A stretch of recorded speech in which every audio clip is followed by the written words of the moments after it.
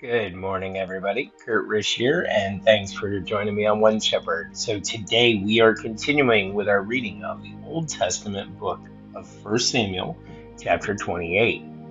Now, it happened in those days that the Philistines gathered their armies together for war to fight with Israel. And Achish said to David, "You assuredly know that you will go out with me to battle, you and your men." So David said to Achish, "Surely you know what your servant can do." And Achish said to David, "Therefore I will make you one of my chief guardians forever." Now Samuel had died, and all Israel had lamented for him and buried him in Ramah in his own city. Saul had put the mediums and the spiritists out of the land. Then the Philistines gathered together and came and encamped at Shunem. So Saul gathered all Israel together, and they encamped at Gilboa. When Saul saw the army of the Philistines, he was afraid, and his heart trembled greatly. And when Saul inquired of the Lord did not answer him, either by dreams, or by Urim, or by the prophets. We do have a word study here, guys. The word is inquired. The Hebrew word is Saal, Strong's Concordance number 7592. The basic sense of this word is to ask something of someone. One can ask for an object or for information. The Hebrew phrase translated inquired of the Lord occurs 11 times in the Old Testament, all in Judges and 1st and 2nd Samuel. The Hebrew verb itself occurs a total of 172 times in the Old Testament. The three occasions, the context indicates the meaning to lend, and in another three passages, it means to borrow. Thus, when the children of Israel left Egypt, they probably asked, not borrowed, the goods they took with them. This Hebrew word is broad enough to encompass the idea of prayer, as in the famous verse, pray, and it has in brackets here, ask, for the peace of Jerusalem. Okay, continuing with verse 7. Then Saul said to his servants, "Find me a woman who is a medium, that I may go and inquire of her." And his servants said to him, "In fact, there is a woman who is a medium at Endor." So Saul disguised himself and put on other clothes, and he went, and two women with him.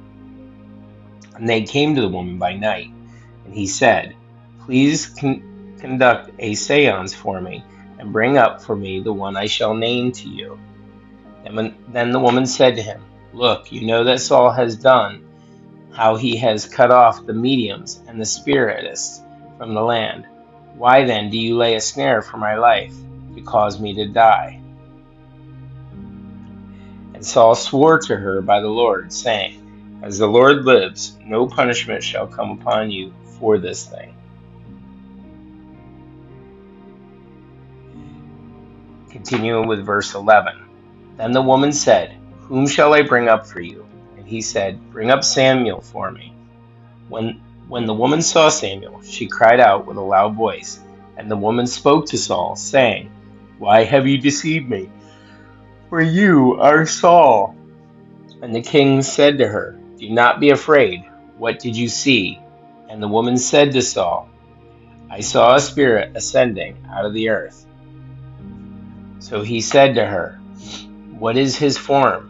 And she said, "An old man is coming up, and he is covered with a mantle." And Saul perceived that it was Samuel, and he stooped with his face to the ground and bowed down. Now Samuel said to Saul, "Why have you disturbed me by bringing me up?" And Saul answered, "I am deeply distressed, for the Philistines make war against me, and God has departed from me, and does not answer me anymore, neither by prophets nor by dreams. Therefore I have called you, that you may reveal to me what I should do." Then Samuel said, "So why do you ask me, seeing the Lord has departed from you, and has become your enemy? And the Lord has done for himself as he spoke by me. For the Lord has torn the kingdom out of your hand, and given it to your neighbor David, because you did not obey the voice of the Lord, nor execute his fierce wrath upon Amalek.